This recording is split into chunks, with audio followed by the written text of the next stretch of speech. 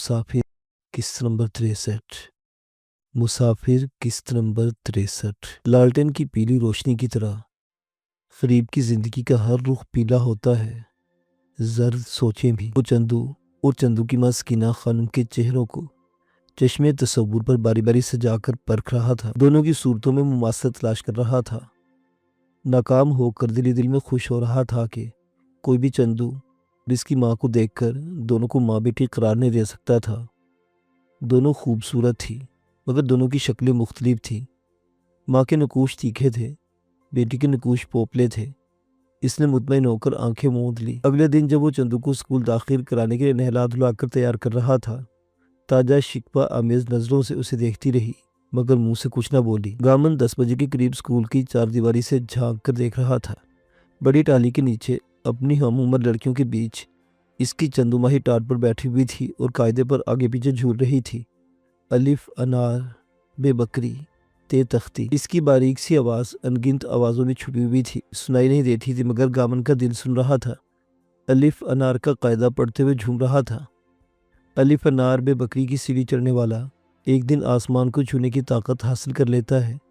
वो भी इल्म के जीने पर पाँव पाँव चलती हुई मंजिल ब मंजिल बढ़ती जा रही थी। स्कूल घर से कोई 1.5 मील दूर वाक़ था। गामन मछलियों का थैला, जिसमें कभी एक मछली होती कभी 2-3, उठाए घर से निकलता तो इसकी उंगली थामे चंदू भी कपड़े का बस्ता उठाए घर से निकल खड़ी होती। कोई दूर तक अटकेलियाँ करती चलती, फिर रुक कर बैठ जाती। गामन इसकी शरारत अमेज मगर को जी जान से कबूल करता और झूठी मूठी दांत कर कंधे पर बिठा लेता। इसे स्कूल के गेट पर उतारकर शहर चला जाता, मछलियाँ बेचकर वापस आता और स्कूल के बाहर बैठकर या चल फिरकर वक्त पास करता। अगर जल्दी लौट आता तो घर चला जाता।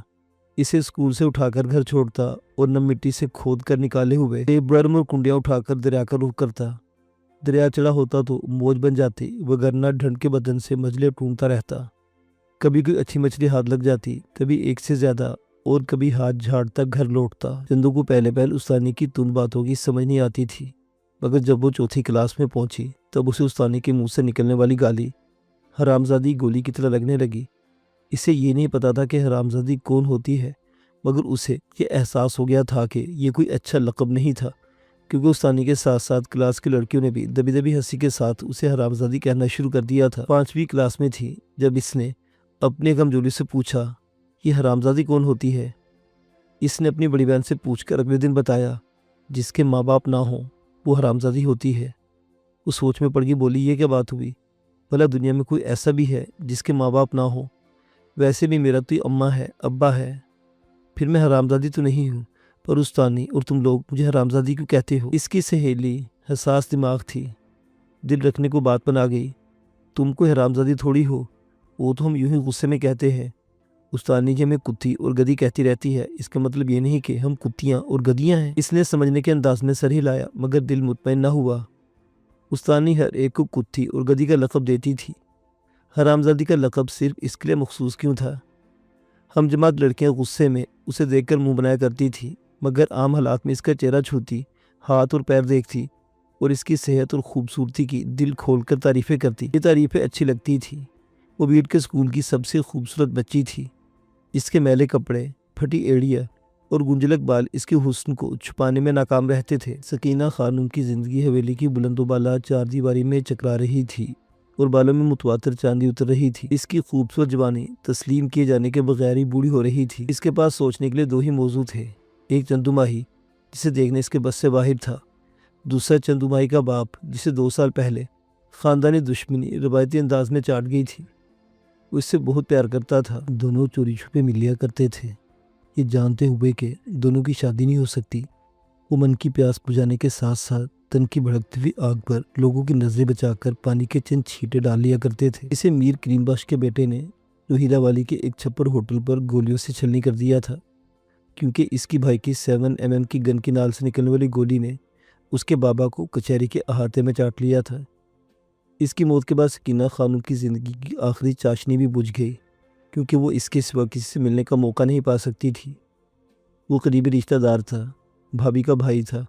बेवा होने के बाद भाभी उसे कुछ ज़्यादा ही मोहलत दे दिया करती थी, تبھی وہ دستک دیے بغیر اس کے کمرے تک پہنچ جاتا تھا۔ بھابھی کے علاوہ اس کی ماں اور بھائیوں کو سکینہ خانم کی محبت کا علم تھا، مگر انہوں نے ہمیشہ سر پہ نظر برتا حویلی کی عزت پر ہاتھ ڈالنے والا حویلی کا ہی فرد تھا۔ اس پر ہاتھ اٹھاتے تو زمانے بھر کی انگلیاں ان پر اٹھنے لگتی اور بعید نہ ہوتا کہ سکینہ خانم کو کہیں بہانا پڑ جاتا جو ان کے لیے بہت بڑا نقصان ثابت ہوتا۔ کئی مربع اراضی ہاتھ سے نکل جاتی۔ یوں سکینہ خانم کا کام چلتا رہا، مگر سوائے اس کی بوڑھی ماں اور بھابھی کے کسی کو چندو ماہی کی حیثیت کا علم نہیں ہوا۔ غیرت مند بھائی سکینہ خانم کی جذباتی لغزشوں کو پسے پوچھ ڈال سکتے تھے، مگر اس کی لغزشوں کے حیا پاش ثبوت کو برداشت نہیں کر سکتے تھے۔ تبھی سکینہ خانم نے سینے پر پتھر کی بھاری بھرکم سر رکھ دی اور سوتے میں بھی چندو ماہی کا نام لبوں پر نہیں آنے دیا۔ اس کی ایک موتمن نوکرانی بیٹ خیرپور سے بیاہ کر یہاں آئی تھی۔ وہ اپنے میکے جاتی، لوٹتی تو سکینہ خانم باتوں باتوں میں گامن اور چندو ماہی کی خیریت دریافت کر لیتی۔ یہ جان کر مطمئن ہو جاتی کہ گامن اس کے جگر کے ٹکڑے کو باقاعدگی سے اسکول بھیجتا تھا۔ اسے تب بھی پتہ چل گیا جب گامن نے چندو کو شجاع آباد کے اسکول میں داخل کرا دیا۔ اس نے اپنے اسی رازدار نوکر کو، جس کے ساتھ وہ ایک مرتبہ دریا پار کر کے گامن کی جھونپڑی میں گئی تھی، کے ہاتھ 5,000 روپے بھجوائے، سمجھایا کہ کسی ایسی جگہ پر پھینک دے جہاں سے کچھ دیر بعد گامن نے گزرنا ہو۔ جب تک وہ اس رقم کو اٹھا نہ لے تب تک نوکر کہیں چھپ کر نگرانی کرے تاکہ رقم گامن کے علاوہ کسی اور شخص کے ہاتھ نہ لگ جائے۔ گامن کو 5,000 روپے ڈھنڈ کی طرف جاتے ہوئے رستے سے ملے۔ اس نے ادھر دیکھا، اتنی بڑی رقم کا کوئی دعوے دار نظر نہیں آیا تو اس نے اپنے پھٹے پرانے لباس میں چھپا لی۔ آج کل وہ متفکر رہتا تھا۔ چندو مائی کو شجاع آباد داخل کروانے کی وجہ سے اس کے کام میں حرج ہو رہا تھا۔ اسے دن کا بیشتر وقت چندو کے اسکول کے باہر چھاؤں میں بیٹھ کر ضائع کرنا پڑتا تھا۔ اس رقم نے اس کا مسئلہ حل کر دیا۔ اس نے گدھا اور ریڑھی خریدی۔ اللہ صبح چندو کو اس پر بٹھایا اور شہر پہنچ گیا۔ چندو کو اسکول پہنچا کر سڑک پر مال برداری کا کام تلاش کرنے لگا۔ کاروبار چلتے چلتے چلتا ہے، مزدوری گھر سے نکلتے ہی مل جاتی ہے۔ اس کی مزدوری چل نکلی۔ اسکول کی چھٹی تک وہ مال برداری میں رجھا رہتا۔ چھٹی کے وقت اسکول کے گیٹ پر پہنچ جاتا، چندو ماہی کو اپنی نوی نکور گاڑی پر بٹھاتا اور گھر روانہ ہو جاتا۔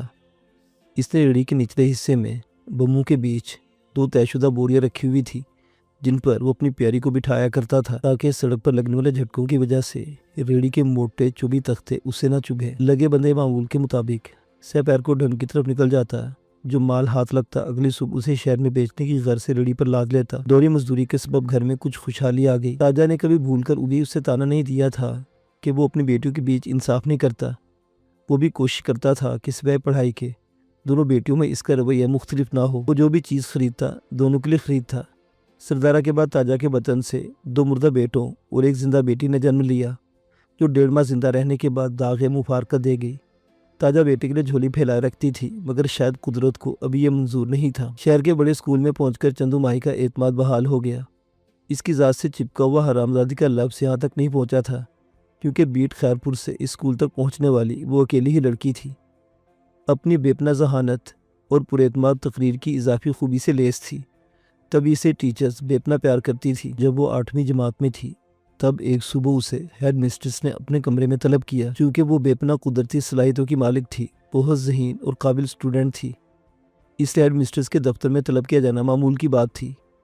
بےحد فربہ ہیڈ مسٹرس مسز ریحانہ کے کمرے میں اس کی ملاقات دبلی پتلی اور مشفق سکینہ خانم سے ہوئی۔ چونکہ پہلی ملاقات اس کے لاشعور تک سے محو ہو چکی تھی، اس لیے سکینہ خانم کو پہچاننے کا سوال ہی پیدا نہیں ہوتا تھا۔ اسے خانم نے بے پناہ پیار کیا، پاس بٹھایا اور جی بھر کر باتیں کی۔ اسے تب پتہ چلا کہ وہ متمول گھرانے کی ہمدرد دل رکھنے والی خاتون تھی اور اسکول کی 2-4 بچوں کو اسکالر دینے کا ارادہ لے کر آئی تھی۔ مسز ریحانہ نے اسے جن 3 بچوں کے نام دیے تھے ان میں چندو ماہی کا نام بھی شامل تھا۔ خانم نے شاہانہ انداز میں مسز ریحانہ سے کہا، میں اس بچی کو دیکھ کر بڑی خوش ہوئی ہوں، لگتا ہے اس کا تعلق کسی نہایت غریب فیملی سے ہے۔ باقی دونوں بچوں کے لیے ماہانہ اتنی رقم بھیجا کروں گی جتنی میں نے آپ کو بتائی تھی، مگر اس بچی کے لیے میں زیادہ وظیفہ بھیجا کروں گی تاکہ یہ آسانی سے اپنی تعلیم کا حصول جاری رکھے۔ چندو ماہی خاتون بہت اچھی لگ رہی تھی۔ اس کی پرسنالٹی آنکھوں میں ثبت ہو رہی تھی۔ اس نے شکریہ ادا کیا۔ مسز ریحانہ نے خانم کو گلے لگاتے ہوئے تاکید کی کہ وہ سوکھنے در میں اسکول کا چکر لگاتی رہے اور تینوں بچوں سے ملتی رہے۔ سکینہ خانم کی دلی آرزو یہی تھی، اس لیے اس نے فوراً حامی بھر لی۔ یہ تو وہی جانتی تھی کہ اس نے کتنی مشکل سے اپنے بڑے بھائی کو اس کار خیر کے لیے رضامند کیا تھا۔ اس کے دل میں انسان دوست دل نہیں دھڑکتا تھا۔ مگر وہ اپنی بہن کو مصروف کرنے کے لیے مان گیا تھا۔ اسے اندازہ نہیں تھا کہ اس کی بہن نے صرف اپنی بیٹی کو دیکھنے کا سلسلہ چھیڑنے کے لیے یہ ناٹک کیا ہے۔ چندو بڑی بےتابی سے چھٹی کا انتظار کرنے لگی تاکہ وہ جلد از جلد اس اہم خبر کو گامن کے گوش گزارے۔ وہ گامن سے بہت پیار کرتی تھی۔ اسے کبھی بھی گامن کے وجود سے پھوٹتی ہوئی مچھلیوں کی بسانت بری نہیں لگی تھی۔ وہ بے پناہ صفائی پسند تھی، مگر اسے گامن کا میلا کچیلا وجود بھی کبھی ناگوار نہیں لگا تھا، بلکہ وہ اس کے پسینے سے شرابور بڑی شیب والے گال چوما کرتی تھی۔ تاجہ اپنے سائیں کو خوش رکھنے کے لیے چندو مائی سے گھر کے کام کاج میں معاونت نہیں لیا کرتی تھی۔ سبھی کام سردارہ اور وہ دونوں مل کر سر انجام دیتی تھی۔ اس کے باوجود وہ چندو سے شاکی نہیں تھی اور اسے جی بھر کر پیار کرتی تھی۔ یہی وجہ تھی کہ چندو کو کبھی احساس نہیں ہوا تھا کہ وہ اس کے سگے ماں باپ نہیں ہیں۔ اس نے ریڑھی میں بیٹھ کر جب اپنے باپ گامن کو اس خوشرو اور مشفق امیرزادی کے متعلق بتایا تو اس کا ماتھا ٹھنکا۔ جلدی سے پوچھنے لگا، تمہیں اس کے نام کا پتہ ہے؟ وہ فخر سے بولی، ہاں تو اس کا نام سکینہ خانم ہے، پار کے سردار رب نواز کی بہن ہے، بڑی امیر ہے بابا۔ وہ سوچ میں پڑ گیا، دل میں واہمہ سر اٹھانے لگا کہ کہیں سکینہ خانم اس سے اس کی چندو ماہی چھینی نہ لے۔ حالات کے بدلتے دیر نہیں لگتی، بھلے وہ اسے بیٹی بنا کر اپنے ہاں نہ لے جا سکے، نوکرانی یا لے پالک بنا کر تو حویلی میں لے جا سکتی تھی۔ اس نے چندو ماہی کو منع کرنا چاہا کہ وہ سکینہ خانم سے آئندہ نہ ملے اور نہ ہی وظیفے کے نام پر دی جانے والی رقم قبول کرے، مگر کہہ نہ سکا کیونکہ اس نے اپنی عادت کے مطابق پے در پہ سوال کر کے اسے زج کر دینا تھا۔ وہ اکثر باتوں میں اس سے ہار جایا کرتا تھا اور سختی کر کے اپنی بات منواتا اس کے بس سے باہر تھا۔ وظیفے کی رقم اس کی ضرورت سے کہیں زیادہ ہوا کرتی تھی۔ وہ اپنی ضرورت کے مطابق کچھ رقم اپنے پرانے سے ٹرنک میں رکھ لیتی، جبکہ باقی رقم بابا کے حوالے کر دیتی۔ وہ رقم اتنی ہوا کرتی تھی کہ اس پر گامن کے پورا گھر بآسانی مہینہ بھر چلتا تھا۔ ماہوار ملنے والی اس رقم نے چندو ماہی کو آن کی آن میں دوبالا کر دیا، اور چندو ماہی جس کے حسن کا چرچا پہلے ہی بیٹ خیرپور میں زبان زدام تھا، پیسوں کی نسبتاً فراوانی کے سبب آنے والی نزاکت اور نفاست سے چار چاند لگ گئے۔ وہ ہر گھر میں موضوع سخن بننے لگی۔ ایسی باتیں چھپائی نہیں چھپتی بلکہ جنگل کی آگ کی طرح پھیلتی ہیں۔ گامن اور تاجہ نے تو زندگی بھر اسے چھپانے کی کوشش تک نہیں کی تھی۔ جوان حسن کی شمع پر دل فگار دیوانوں کی والہانہ یورش معمول کی بات تھی۔ اس کی الڑ اٹھان بھی اس معمول کا شکار ہو گئی۔ گھر سے شہر تک تمام راستے میں اس کی ایک جھلک دیکھنے کے مشاق دل تھامے کھڑے ہونے لگے۔ ان کی نظروں سے پھوٹنے والے پیغامات سے گھبرا کر اپنے بابا کی چھتری تلے گھس جاتی۔ گامن چوڑے چکلے سینے والا توانا مرد تھا، اس کے بازو میں دم تھا، تبھی کوئی گدھا ریڑھی کے سامنے سینہ سپر ہونے کی جرت نہیں کرتا تھا۔ گامن کی تیز فہم نظریں بھانپنے لگی کہ ہر آنے والا دن اس کے لیے مشکل ہو جاتا ہے۔ پھر جس دن میر ظفر حیات کے بڑے بیٹے عمر حیات نے اپنی موٹر سائیکل ریڑھی کے سامنے روکی، وہ بکھلا گیا۔ اسے اپنی اور میر خاندان کی حیثیتوں میں حائل فرق کا بخوبی احساس تھا۔ عمر حیات نے موٹر سائیکل پر بیٹھے بیٹھے وہ پورے شوق سے چندو کو دیکھا اور گامن کو مخاطب کیا، اوئے گامن، یہ وہی چندو ہے نا جسے تم نے دریا میں بہتے ہوئے پکڑا تھا؟ اس کا لہجہ نہ صرف استہزائیہ تھا بلکہ خاصا تضحیک آمیز بھی تھا۔ وہ کانوں تک سرخ ہو گئی۔ حرامزادی کا لفظ خوفناک معنویت کے ساتھ اس کی نظروں کے سامنے پہاڑ کی طرح کھڑا ہو گیا۔ گامن کے تن بدن میں آگ دہک اٹھی، مگر اس نے خود پر قابو پاتے ہوئے کہا، میرزادے، تو بڑے گھر کا پتر ہے، ہمارا خیال کر، اپنے خاندان کی بڑائی کا بھی خیال کر اور راستہ چھوڑ دے۔ وہ منہ بنا کر بولا، راستہ تو خیر چھوڑ ہی دوں گا، مگر چند گھڑیاں چندو ماہی کو تو دیکھ لینے دو۔ گامن کے صبر کا پیمانہ لبریز ہو گیا، ریلی سے اترا اور عمر حیات اور چندو ماہی کے بیچ حائل ہو گیا۔ گدھے کی لگام پکڑ کر کانپتی آواز میں بولا، چن بس چا کر، نے جو کہنا تھا کہہ دیا۔ میں نے سن لیا کہ تجھ میں اپنے بڑے خاندان کا خون تو ہے مگر شرافت نہیں، ورنہ تو ایک باپ کی موجودگی میں اس کی بیٹی کی طرف میلی آنکھ نہ دیکھتا۔ تیرے باپ نے ہمیشہ ہم غریبوں کی دی بہن کو اپنی دھی سمجھا ہے۔ اس کی آنکھ میں حیا ہے، پر تیری ابھی سے آنکھ جلنے لگی ہے۔ بہت برا ہوگا، چل ہٹ، میرا راستہ چھوڑ دے ورنہ بہت برا ہوگا۔ عمر حیات ہنسا، ایسے جیسے سمجھا رہا ہوں کہ اپنی اوقات دے کر دھمکیاں دے۔ بولا، نہ کر گامن بابا، یہ کون سا تمہاری بیٹی ہے جس کے لیے اتنی غیرت دکھا رہے ہو؟ یہ جملہ گالی بن کر گامن کا کلیجہ فگار کر گیا، تڑپ کر آگے بڑھا۔ بے اختیارانہ ایک گالی اس کے لبوں سے نکل گئی۔ عمر حیات نے اس کا لال بھبو کا چہرہ دیکھا اور موٹر سائیکل کو سٹینڈ پر گھما کر بھاگ جانے میں آفس سمجھی۔ تھوڑے فاصلے پر رکا اور گردن موڑ کر بولا، گامن تم نے مجھے گالی دی ہے، میں اس گالی کا حساب بے باک کرنے آؤں گا، انتظار کرنا، اور اس حرام کی پھوئی کو بھی دیکھ لوں گا، تم کب تک اسے بچا کر رکھتے ہو۔ گامن چند قدموں تک موٹر سائیکل کے پیچھے دوڑا پھر رک گیا۔ چندو گدھے کو ہانک کر اس کے قریب پہنچی، لرزتی ہوئی آواز میں بولی، بابا بس کر، زیادہ غصہ نہ کر، کتے تو بھونکتے ہی رہتے ہیں نا۔ بابا گامن کی سانس بری طرح پھولی ہوئی تھی، آنکھوں سے چنگاریاں نکل رہی تھی۔ اس نے چندو کو ایک نظر دیکھا اور گدھے کی لگام تھام کر پیدل چلنے لگا۔ آواز دے کر ریڑھی پر بیٹھنے کو کہا، وہ گویا بھول گیا تھا، اچھل کر ریڑھی پر بیٹھ گیا، منہ ہی منہ میں بڑبڑانے لگا۔ چندو ماہی نے پہلے بھی کئی مرتبہ میرزادے عمر حیات کو دیکھا تھا، دبلا پتلا، نفیس اور تیکھے نکوش والا، کھلنڈرا سا لڑکا اس سے اچھا لگتا تھا۔ کئی بار اس سے کوئی بات کرنے کو بھی جی مچلا تھا، مگر آج اس نے اپنی اصلیت دکھا کر ذہن میں آگ بھر دی تھی۔ چندو ماہی کے ہونٹ نفرت سے سکڑ گئے۔ یک بار کی جی چاہا کہ وہ چیخ کر اسے گالیاں دے، جس نے اسے حرام کی پھوئی کہہ کر بھرے راستے پر تذلیل کی تھی۔ وہ رات گامن نے کانٹوں اور انگاروں پر کروٹیں لیتے ہوئے گزاری۔ کئی مرتبہ چارپائی سے اتر کر بکڑے کے باڑے میں گیا، کئی مرتبہ ایندھن والے ڈھیر کے گر چکر لگا کر نلکے پر گیا۔ چندو کے برعکس وہ جانتا تھا کہ میرزادوں کا بیر بہت برا تھا۔ میر ظفر حیات کو اچھی طرح جانتا تھا۔ وہ بڑا وزادار انسان تھا، اصول پسند ہونے کی وجہ سے سخت مزاج تھا، مگر کسی کا برا نہیں مانگتا تھا۔ اس کے ڈیرے پر دوجے چوتھے دن بیٹھنے والی پنچایت منصفانہ فیصلے پر منتج ہوا کرتی تھی۔ گامن کئی مرتبہ اس کی حویلی پر مچھلی دینے گیا تھا۔ وہ مچھلی کی قیمت سے دگنی رقم اس کی ہتھیلی پر رکھ دیا کرتا تھا اور پیار سے تاجہ سردارہ اور چندو کی نام لے کر خیر دریافت کرتا تھا۔ وہ دل کا اچھا اور ہاتھ کا سخی تھا، تبھی پورا علاقہ اس کی عزت کرتا تھا۔ اس کا ایک ہی بیٹا تھا، عمر حیات۔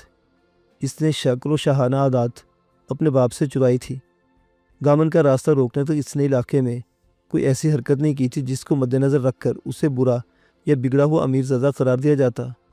گامن کو تیش کے ساتھ ساتھ دکھ بھی ہو رہا تھا، حیرت بھی، کیونکہ اس نے آج تک میر ظفر حیات اور اس کے خاندان کی دل سے قدر کی تھی۔ اگلے دن اس نے چندو کو اسکول سے چھٹی کرنے کا حکم دیا۔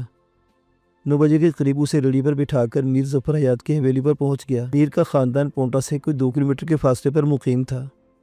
جاہو حشم والی حویلی کے زنان خانے کے دروازے پر ریڑھی روک کر اس نے دستک دی۔ تھوڑی دیر بعد ایک نوکرانی نے جھانکا، اکھڑ لہجے میں بولی، تیکو پتہ کائے نہیں جو اے زنان خانہ ہے؟ وہ بولا، میں جانتا ہوں، تبھی دارے پر جانے کے بجائے ادھر آیا ہوں۔ میر صاحب کو بتاؤ کہ گامن آیا ہے، بڑا ضروری کام ہے۔ وہ اصیلی نگاہ باپ بیٹی پر ڈال کر دروازے میں غائب ہو گئی۔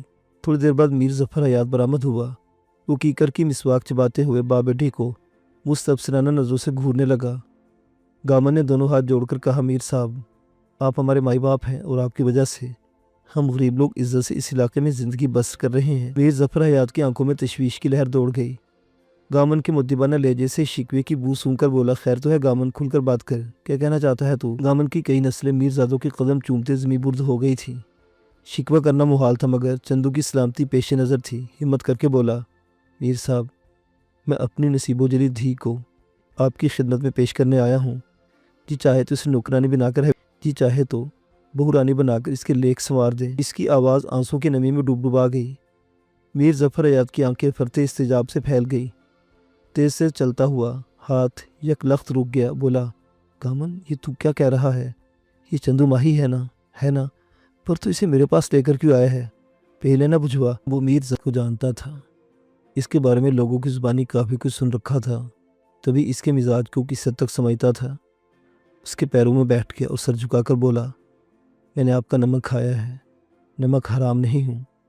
میری کئی نسلوں نے آپ کے اونچے شملے والے خاندان کی خدمت کی ہے اور آپ نے کبھی بھی ہمارا حق نہیں مارا۔ آپ میری مدد ہمیشہ کرتے رہے ہیں۔ یہ سوچ کر آج پھر آپ کے دروازے پر آ گیا ہوں، خیرات لینے، عزت کی بھیک مانگنے آیا ہوں میر صاحب۔ میر ظفر حیات سمجھ گیا کہ وہ ادب اور خوف کی وجہ سے اپنا مدعا زبان پر نہیں لا رہا تھا، اس نے زمین پر بیٹھے گامن کو نظر انداز کیا اور گدھا ریڑھی کے قریب آیا۔ چندو مائی کے سر پر ہاتھ رکھ کر بولا، دھیرانی، تیرا کملا بابا ہمیشہ گھما پھرا کر بات کرتا ہے، سیدھی سی بات کو بھی الٹ پھیر کر پیچیدہ بنا دیتا ہے۔ تو بتا اسے کیا تکلیف ہے؟ چندو نے سر اٹھا کر وجی اور باروب میر ظفر حیات کو دیکھا، پھر ادب سے سر جھکا کر بولی، بابا میر سائیں، تکلیف میرے بابا کو نہیں مجھے ہے۔ کل میرا راستہ میرزادے نے روکا تھا، اس نے مجھے سرعام حرام کی پھوئی کہا اور بابا کو دھمکی دی کہ میں دیکھ لوں گا تو کب تک چندو کو مجھ سے بچا کر رکھتا ہے۔ وہ خود کو بہت دلیر سمجھتی تھی، تقریر کرتے نہ جانے کہاں سے جملوں کے تانے بانے دماغ میں اترتے چلے آتے تھے۔ سوچ کر آئی تھی کہ بہت کچھ کہے گی، مگر چند جملوں کے بعد اس کی ہمت جواب دے گئی اور گھٹنوں پر سر رکھ کر زاروں کی طرح رونے لگی۔ اس نے سر اٹھا کر میر ظفر حیات کی حیرت اور فرتے اشتعال سے پھٹی ہوئی آنکھیں نہیں دیکھی تھیں۔ یہ بھی نہیں دیکھا تھا کہ میر ظفر کے بڑھاپے کو ایک دھکا لگا اور وہ ڈگمگاتا وہ زنان خانے کی دیوار تک چلا گیا تھا۔ پھر دیوار کا سہارا لے کر کھڑا ہو گیا اور لرزتی ہوئی آواز میں پوچھنے لگا، دھیرانی تے کو پاک ہے جو او میر زادہ ہی ہا بیٹا پتر عمر حیات؟ اس نے ہچکیوں کے درمیان ایک ذرا سنبھل کر سر اٹھا اور کہا، جی بابا میر سائیں، تے کو کئی بھول کائے نہیں۔ گامن ہاتھوں پیروں پر چلتا ہوا میر صاحب کے پاس پہنچا اور دونوں پیر تھام کر بولا، میر صاحب یہ اپنے اوقات سے بڑی باتیں کر رہی ہے، میں تو صرف اتنا کہنے آیا تھا کہ میری جان مال اور عزت آپ کے گھرانے پر قربان ہے۔ اگر میرزادے کا دل میری دھیرانی پر آ گیا ہے تو کیا ہوا، خدا کے بعد یہ آپ ہی کا تو مال ہے، پر آپ اسے اپنے پاس رکھ لیں اور سڑکوں پر میری عزت کی نیلامی نہ کریں۔ اس نے بھرپور نفسیاتی وار کرتے اپنا مقدمہ عدالت میں پیش کر دیا تھا۔ اس کے دونوں ہاتھ جھکے ہوئے تھے، مگر اس کا زوردار تمانچہ میر صاحب کے چہرے پر اپنی سرخی چھوڑ گیا تھا۔ میر ظفر حیات بہت شیف النفس انسان تھا، اس کا بڑا نام تھا۔ اپنی عمر بھر کی نیک نامی داؤ پر لگی دیکھی تو بوکھلا گیا، زور سے دھاڑا، اوے عمر حیات ذرا اڈے آ۔ چلم و باز سرخ رنگ کی ٹی شرٹ پہنے عمر حیات باپ کی شعلہ رو عدالت میں سر جھکا کھڑا کنکھیوں سے کبھی گامن تو کبھی چندو ماہی کو دیکھ رہا تھا۔ باپ غرایا، میرزادے یہ میں کیا سن رہا ہوں، تم نے گامن کی دھی کا راستہ روکا ہے؟ باپ کا غصے میں سرخ چہرہ دیکھ کر میرزادہ دہشت سے پیلا ہو گیا، ہکلا کر بولا، میں نے کب ایسا؟ باپ کی نظروں نے بیٹے کے چہرے پر مرقوم فرد جرم پڑھ لی، تاڑ گیا کہ وہ مجرم تھا۔ تب اس نے مزید کچھ نہیں پوچھا بلکہ فیصلہ کن انداز میں بولا، تو پھر ٹھیک ہے میرزادے، ادھر ریڑھی پر وہ لڑکی بیٹھی ہے جس کا تم نے راستہ روکا تھا، جاؤ اس کی بھاں پکڑ لو، چاہو تو اسے اپنی بیوی بنا لو، چاہو تو بہن بنا کر سر پر ہاتھ رکھ دو، جاؤ شاباش۔ میر خاندان غریبوں کو آج تک عزت دیتا آیا ہے، عزت پر ہاتھ ڈالنے کا رواج کم سے کم میرے جیتے جی نہیں پڑے گا۔ میرزادے کی رگوں میں خون جم گیا، چہرہ لٹھے کی طرح سفید ہو گیا، ندامت سے بولا، بابا مجھے معاف کر دو۔ ساتھ ہی اس نے اپنے دونوں ہاتھ جوڑ دیے۔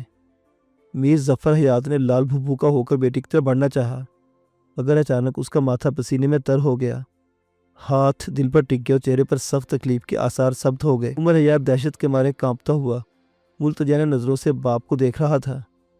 چہرے کے ایک دم بدلتے ہوئے آثار دیکھ کر چونک گیا، اچھل کر باپ تک پہنچا، مگر تب تک باپ دیوار کا سہارا لینے کی کوشش کرتا زمین پر ڈھہ چکا تھا۔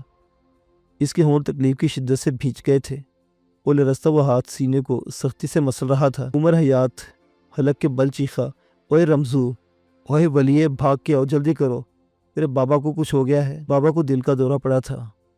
عمر حیات کی خوفناک چیخ سن کر سبھی نوکر دوڑے آئے، گھر کی پردہ خواتین بھی ننگے سروں زنان خانے سے نکل آئی۔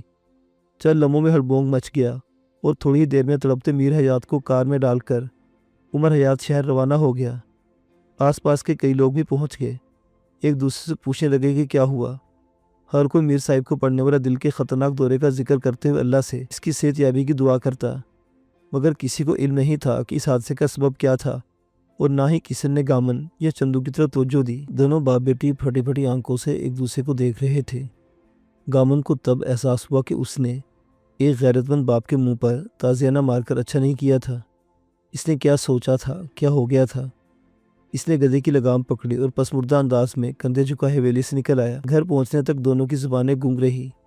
کسی ناگہانی صورتحال کے پیش نظر دھڑکتے ہوئے دل غیرت مند میر ظفر حیات کی زندگی کی دعائیں مانگتے رہے، مگر شام کو جب وہ سیب کی تمام مسجدوں کے سپیکر چیخ چیخ کر میر ظفر حیات کی فوتیدگی کا اعلان کرنے لگے، دونوں کے دل مٹھیوں میں آ گئے۔ اب کیا ہوگا؟ گامن نے اپنے آپ کو ٹٹولا۔ اس نے قتل نہیں کیا تھا، مگر میر ظفر حیات قتل ہو گیا تھا۔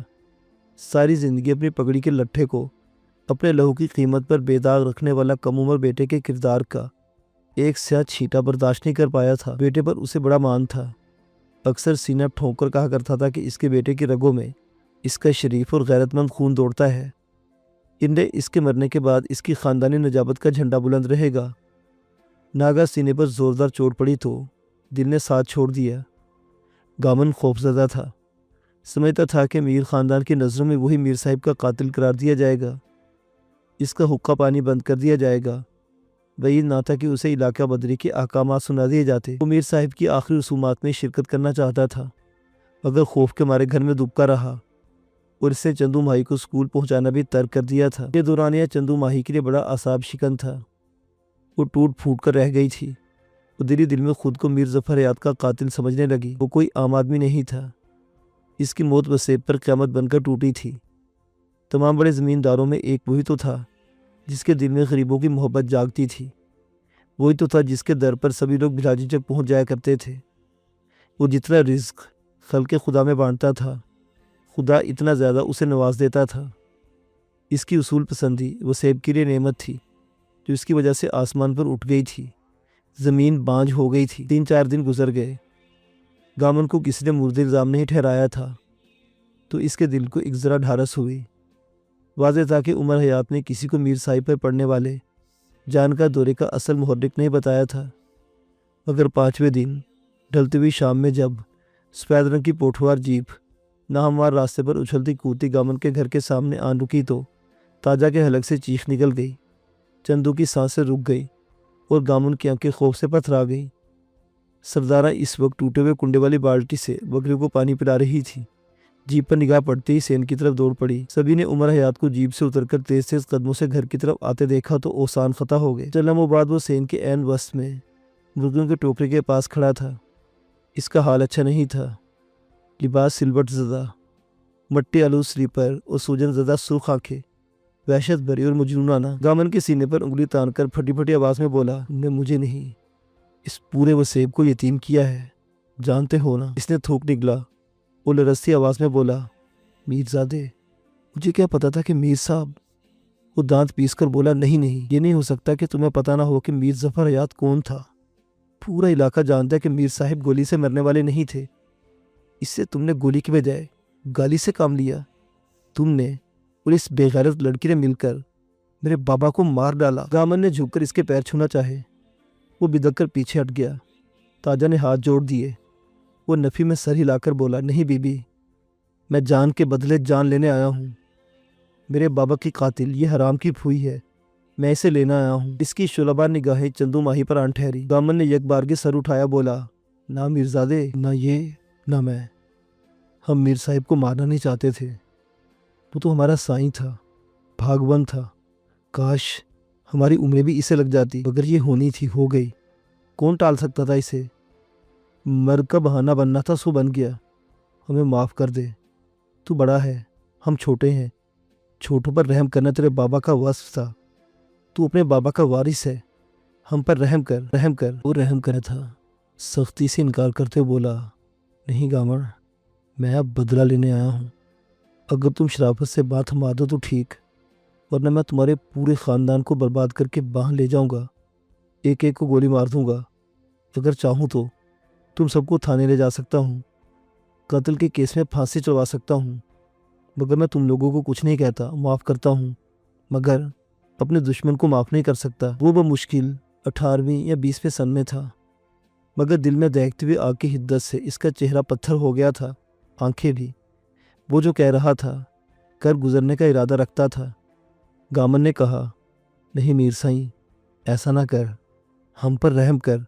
چندو ماہی نے قدم بڑھایا اور میرزادے کے روبرو آ گئی، پتھرائی ہوئی آنکھوں سے اسے دیکھتے ہوئے شکست خوردہ لہجے میں بولی، نہیں بابا، مجھے بچانے کے لیے زندگی کی بھیک مت مانگو، یہ میرزادہ ہے، میر نہیں ہے، اس کے سینے میں وہ دل نہیں جو کسی غریب کے لیے دھڑکتا ہے، اسے جان کے بدلے جان چاہیے تو ٹھیک ہے، میں اس کے ساتھ جاتی ہوں، مجھے مار کر اپنے سینے کی آگ ٹھنڈی کر لے، میرزادے لے چل مجھے جہاں لے جانا چاہتا ہے، جہاں لے جا کر مارنا چاہتا ہے وہاں لے چل، اور میری گردن پر چھری چلا دے۔ اسے اپنی باں بڑھا دی۔ میرزادے کی آنکھوں میں کئی سانپ کیل بلا اٹھے، بات تھامی اور فاتحانہ نگاہ گامن پر ڈال کر 2 قدم چلا۔ وہ ساتھ گھسٹی، ایسے میں گامن اچھل کر میرزادے کی راہ میں حائل ہو گیا، بولا، نہیں میر سائیں، یہ ظلم نہ کرو، ورنہ میں کسی کو منہ دکھانے کے لائق نہیں رہوں گا، جیتے جی مر جاؤں گا۔ وہ درستی سے بولا، زیادہ ڈرامہ نہ کر، میں نے تمہاری دھی پر ہاتھ نہیں ڈالا، تم اپنی غیرت اس کے لیے سنبھال رکھو۔ سب جانتے کہ حرام کی پھوئی ہے، حرام موت ہی مرے گی، اس کے لیے زیادہ غیرت اور غصہ دکھانے کی ضرورت نہیں ہے۔ تو چل، تو کیوں رک گئی ہے؟ اتنی بڑی گالی سن کر گامن کی آنکھوں میں خون اتر آیا، چہرہ پتھر ہو گیا، بے حد سرد لہجے میں بولا، اسے چھوڑ دے ورنہ بہت برا ہوگا، میری برداشت کا زیادہ امتحان نہ لے۔ میں نے میر صاحب کو تیرے انہی کرتوتوں کا گلہ کیا تھا، وہ غیرت مند تھا اس لیے دل بھر لے گیا، تو غیرت والا نہیں، تبھی سر پر چادر تاننے کے بجائے چادر پھاڑنے کے لیے یہاں تک پہنچ آیا ہے۔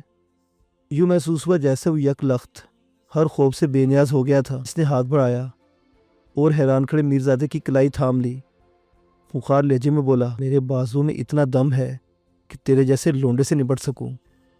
تیرے باپ کے احسانات میرا سر پورا ہاتھ اٹھنے نہیں دیتے، وگرنہ جب تو نے ریلی روکی تھی تبھی تجھے سبق سکھا دیتا۔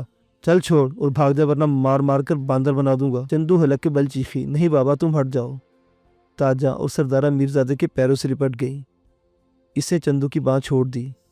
تاجا اور سردارہ کو پاؤں کی ٹھوکر پر سے پرے دھکیلا، پہلو والی جیب میں ہاتھ ڈالا اور ننا سا پسٹل نکال لیا، پول چڑھائی اور گامن کو سنبھلنے کا موقع دیے بغیر فائر کر دیا۔ فائر کی خوفناک آواز کے ساتھ گامن کے حلق سے تیز چیخ نکلی، گولی اس کے گھٹنے میں سوراخ کر گئی تھی۔ آن کے آن میں تہمت کا ایک پلو سرخ ہو گیا اور وہ ایک پیر پر دیوانہ وار ناچتا عمر حیات کی طرف بڑھا، جس نے دوسرا فائر کرنے کے لیے ہاتھ اٹھا لیا تھا۔ چندو نے ہاتھ تھام لیا، بجلی کسی تیزی سے پستول کا نال کا رخ اپنے سینے کی جانب کر دی اور چیخ کر بولی، میں حرام کی پھوئی ہوں، زمانے کا بوجھ ہوں، تو مجھے گولی مار دینا، بابا کو کیوں مارتا ہے؟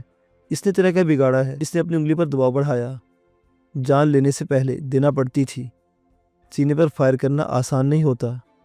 فائر کرنے کی ہمت نہ ہوئی، ایسے میں چڑے کی طرح پھدکتا ہوا گامن اس کے سر پر پہنچ گیا۔ اس نے پوری قوت سے مکہ اس کی گردن پر مارا۔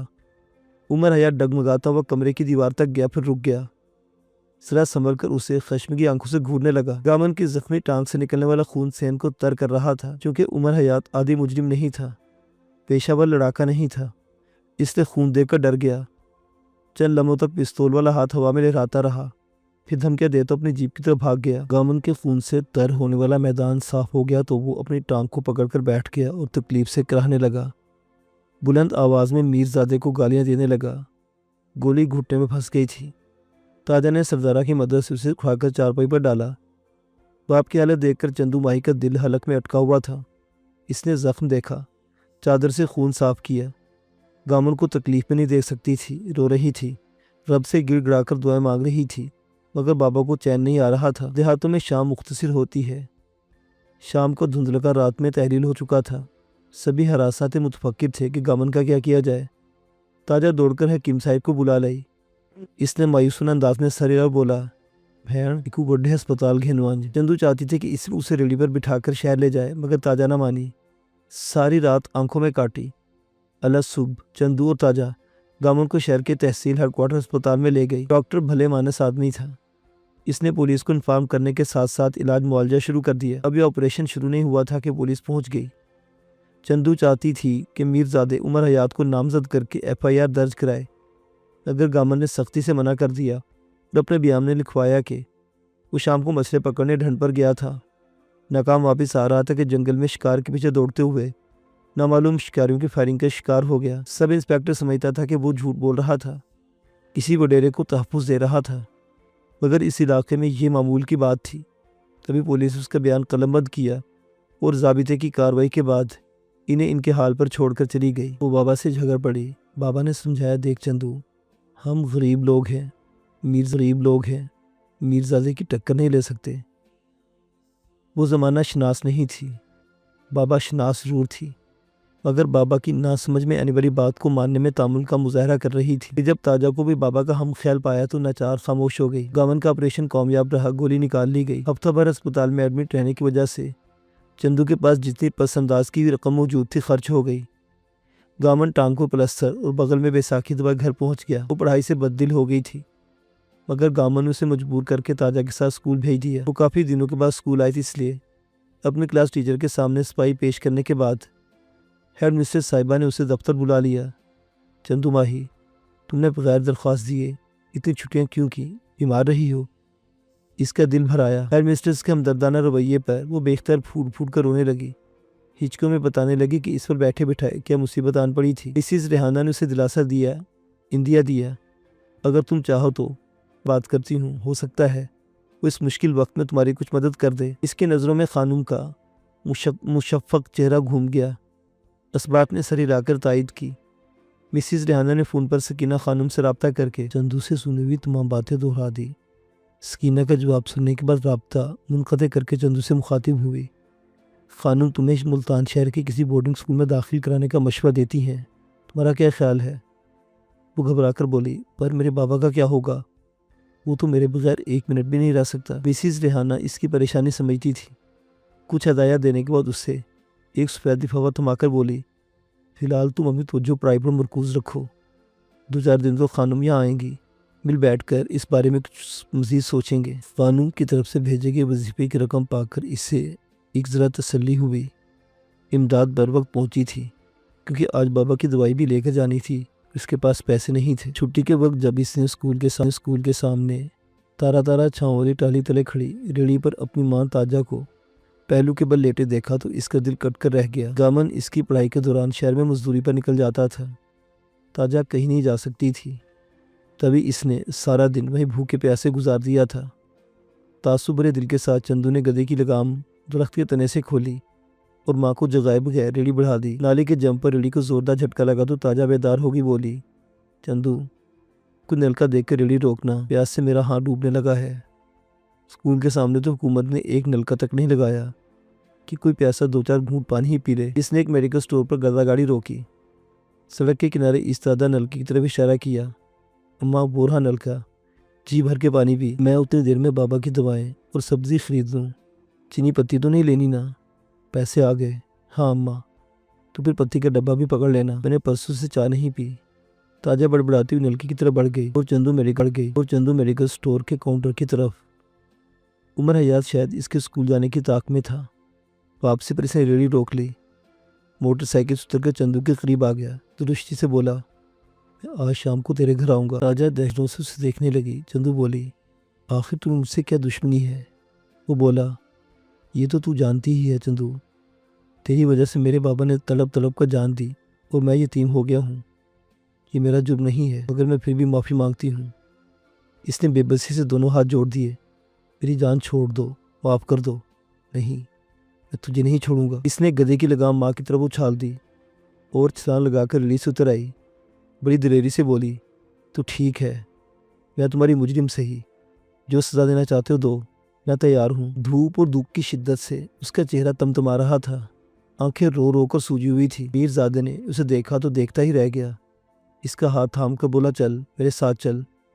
تاجہ کے حلق سے چیخ نکل گئی، وہ دیوانہ وار دوڑتی ہوئی عمر حیات سے لپٹ گئی، منت سماجت اور اللہ کے واسطے دینے لگی۔ وہ بے ساختہ رک گیا، اور بھی کئی لوگ رک کر سرعام دکھایا جانے والا تماشا دیکھنے لگے۔ عمر حیات نے ارد گرد دیکھا، شرم آئی، چندو کا ہاتھ چھوڑ دیا۔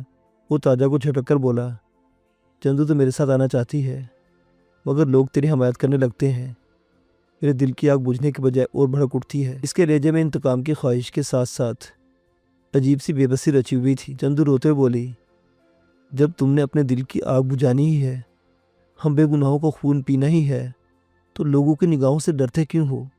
میرا خون پیو، مجھے مارو، اتنا کہ بھلے جان سے مار دو۔ تم نے بابا کو گولی ماری، کس نے تمہیں کچھ کہا؟ نہیں، کیونکہ تمہارا گھر بہت بڑا ہے، تمہارے پاس دولت ہے نا؟